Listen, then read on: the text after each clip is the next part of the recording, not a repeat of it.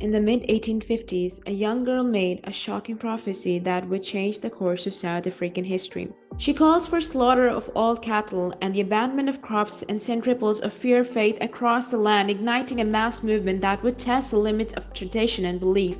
The story started when one morning in 1856, a 15-year-old Xhosa named girl, Nongqawuse, went to another girl to scare birds in the meadows by the sea at the Xhosa River mouth.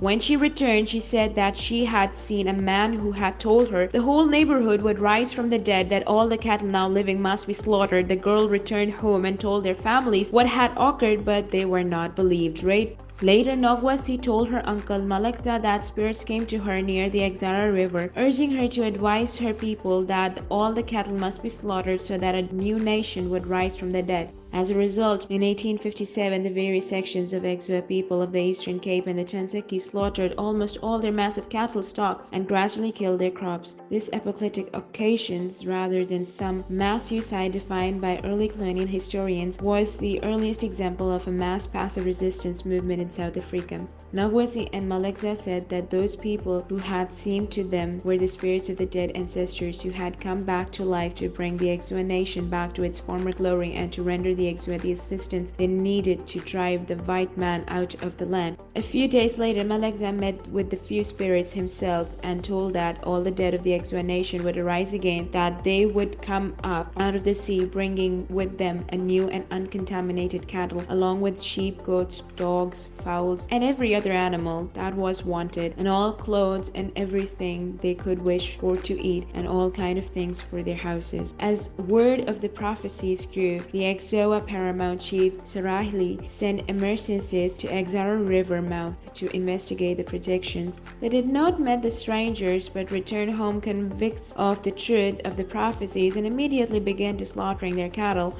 But not all the Xhosa killed their cattle. Many declined to believe the truth of the prophecy and refused to waste their grain and neglect the gardens. By the end of 1856, so many cattle had been slaughtered that the movement's adherents had gone too far to turn back. By February 1857, starvation and poverty were widespread. No definite data had yet been set for the beginning of the New World, and so many cattle had been slaughtered that there were no sense in keeping that to be remained alive. The evaluated figure of those who died due to the cattle killing stands of 40,000. So what could have retained the Xhosa to do such a thing? To answer this question, current historians must ignore colonial theories of superstition and delusion and the long-held belief among the Xhosa that the prognoses were planted by the British administration to direct the fall of the Xhosa nation. Instead, one must grasp both the cultural background of the killing and the chronological context in which they happened. There is a strong place in the traditional African religion of concept and prophecy, especially for women and girls. It was therefore easy for the Xhosa to believe in Nongqawuse and her signs. The cattle were to be slaughtered because their owners had contaminated them. Before the cattle killing, the flocks of the Xhosa had been frequently disseminated by a disease called lung sickness brought by South Africa by cattle imported from Europe. All the no belief is nowadays given to theories that the British administrators deliberately organized the cattle killing. Some fault must lie with the teachings of the Christian missionaries who had been active in Xhosa land for some time.